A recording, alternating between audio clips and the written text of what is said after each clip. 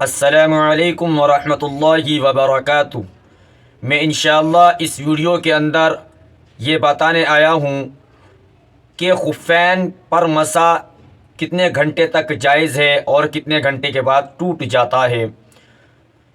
دعا کریں کہ اللہ تبارک و تعالی صحیح کہنے کی اور اس پر عمل کرنے کی ہم سب کو توفیق عطا فرمائے۔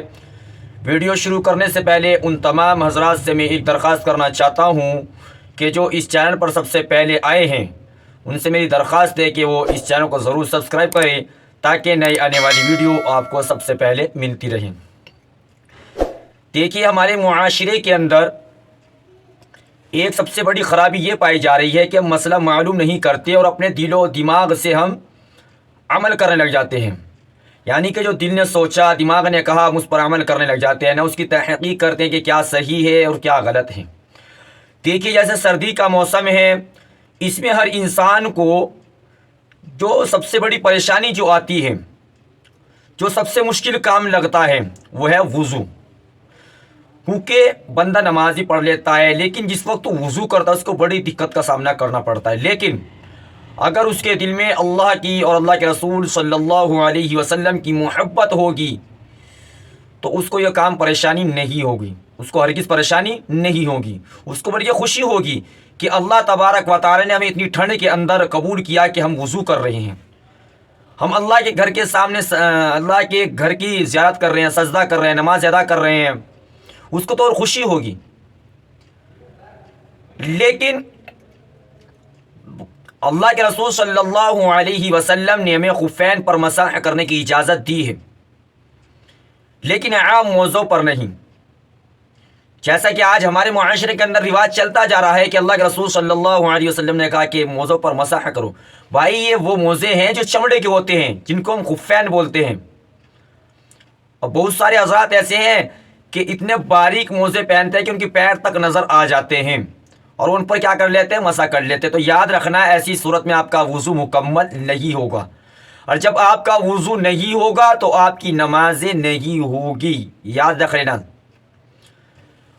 دیکھو، بہت سارے لوگ خفین کا استعمال تو ضرور کرتے ہیں لیکن اس کے مسائل سے واقف نہیں ہوتے کہ ہمیں خفین کو کس طریقے سے استعمال کرنا ہے۔ سب سے پہلی بات تو یہ ہے کہ اگر انسان مقیم ہے، یعنی کہ محلے کے اندر ہے اپنے، تو وہ 24 گھنٹے تک جتنی مرتبہ اس کی 24 گھنٹے کے اندر وضو ٹوٹے گی اس میں مسح کر کے اپنا وضو کو مکمل کر لے گا 24 گھنٹے کے مقیم پہ۔ اور اگر مسافر ہے تو 72 گھنٹے کی اس کو اجازت ہے۔ 72 گھنٹے کے بعد اس کا مسح خود بخود ٹوٹ جائے گا، اس کو پھر دوبارہ نکال کر مکمل وضو کرنا ہوگا۔ اور اگر مقیم ہے تو 24 گھنٹے کے بعد اس کا وضو خود بخود ٹوٹ جائے گا، یعنی کہ مسح ٹوٹ جائے گا۔ مثال کے طور پر اگر کسی بندے نے دوپہر 12 بجے وضو کر کے چمڑے کے موزے پہنے تو اگلے دن 12 بجے ان کا وقت ختم ہو جائے گا، پھر اس کو نکال کے دوسرا وضو کر کے تب اس کو پہننے پڑیں گے۔ بہت سارے حضرات کیا کرتے ہیں کہ جب وہ چمڑے کے موزے پہنتے ہیں، پہننے کے بعد وہ جب ان کی وضو ٹوٹ جاتی ہے اور کبھی کبھار پیروں میں کھجلی لگ جاتی ہے، کسی وجہ سے انہوں نے ایک سوکس نکال دیا، ایک چمڑے کا موزہ، چاہے انہوں نے ایک لمحے کے لیے نکالا، اب اس کی بغیر وضو کیا وہ پہن نہیں سکتا، اس کو مکمل وضو کرنا ہوگا۔ اگر وضو نہیں ہے تب اس کو اگر نکال لیا تو پھر اس کو دوبارہ وضو کر کے پھر پہننے پڑیں گے اس کو۔ بہت سارے حضرات کیا کرتے ہیں کہ وضو ٹوٹا ہوا ہے اور جناب عالی پیر میں کھجلی لگی یا کسی وجہ سے اس کو نکالنا پڑا اور نکالتے اس کو فوراً پہن لیا اور اس پر مسح کرے جا رہے، تو ایسی صورت میں اس کا وضو مکمل نہیں ہوگا۔ اگر آپ کا وضو ہے، وضو ہونے کے بعد اگر آپ نے نکالا اور نکالنے کے بعد جب آپ اس کو دوبارہ پہنو گے تو پھر بہتر یہ ہے کہ آپ دونوں پہلے پیر دھو لیں، اس کے بعد اس کو آپ پہنیں، وضو ہے تب۔ لیکن اگر وضو نہیں ہے تو پھر آپ کو مکمل وضو کرنا پڑے گا۔ اگر آپ نے بغیر مکمل وضو کیے پہنے تو آپ کا مسح نہیں ہوگا، مسح نہیں ہوگا تو آپ کی وضو نہیں ہوگی تو نماز بھی نہیں ہوگی۔ تو اس چیز کا خیال رکھیں، کوئی بھی کام کریں دین کا اپنے علماء سے، اپنے ائمہ حضرات سے معلوم کر کے کام کیا کریں۔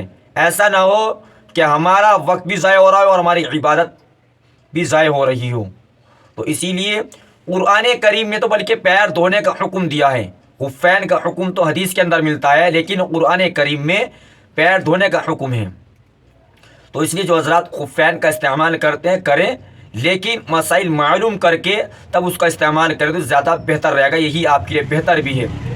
دیکھیے، اور وضو ٹھنڈ کے اندر تو اور زیادہ ثواب ہے، کیونکہ اس میں انسان کو تکلیف ہوتی ہے، ٹھنڈ بھی لگتی ہے، انسان کو صبح کو اٹھنے میں دقت بھی ہوتی ہے، نرم بستر چھوڑنے میں پریشانی ہوتی ہے۔ تو اس لیے اللہ رب العزت ہمیں جو سردی اور گرمی کا موسم دے کر آزماتا ہے کہ میرا بندہ میرے لیے کتنی محبت کرتا ہے، میرے سے میری عبادت کتنی کرتا ہے، گرمی میں کتنی کرتا ہے تو سردی میں کتنی کرتا ہے۔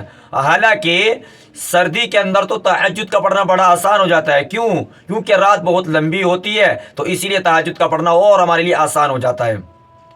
مثال کے طور پر اگر فجر کی اذان 6:45 بجے ہو رہی، انسان 5:15 بجے اٹھ کے پڑھ لے، 5:30 بجے پڑھ لے، 5:40 تک کے ٹائم میں پڑھ سکتے ہیں۔ اگر ختم سحری کا ٹائم اگر 43 پر ہے، 5:43 پہ، تو آپ 40 تک کی ادا کر سکتے ہیں نماز۔ تو اسی لیے اگر ہو سکے تہجد کا اہتمام کریں۔ اگر آپ تہجد نہیں پڑھ سکتے، کم از کم آپ 5 وقت کی نماز کی ضرور پابندی کریں، تو انشاءاللہ بہت بڑا نفع ہوگا دنیا کے اندر بھی اور آخرت کے اندر بھی۔ اور اگر ہم یوں ہی چلے گئے دنیا سے تو اللہ معاف کرے کہ ہمارا کیا ہوگا ہم خود جان سکتے ہیں۔ اللہ چاہے معاف بھی کر سکتا ہے، اللہ چاہے پکڑ کر ذلیل بھی کر سکتا ہے، کیونکہ شیطان نے تو صرف ایک سجدے کا انکار کیا تھا، اور ہم اندازہ لگا سکتے ہیں کہ ہم روزمرہ کتنے سجدوں کا انکار کر رہے ہیں۔ تو اسی لیے میں اس پہ گفتگو نہیں کرنا چاہوں گا، اس کے لیے الگ سے ویڈیو بناؤں گا، کیونکہ اس ویڈیو کے اندر صرف میں خفین کے مسائل بتانے کے لیے آیا تھا۔ یہ 2-4 باتیں نماز کی سے بتا دی اس ویڈیو کے اندر۔ تو اسی لیے آپ جب تک کہ مجھے اجازت دے دیے، ملتے ہیں نیکسٹ ویڈیو کے ساتھ۔ السلام علیکم ورحمۃ اللہ وبرکاتہ۔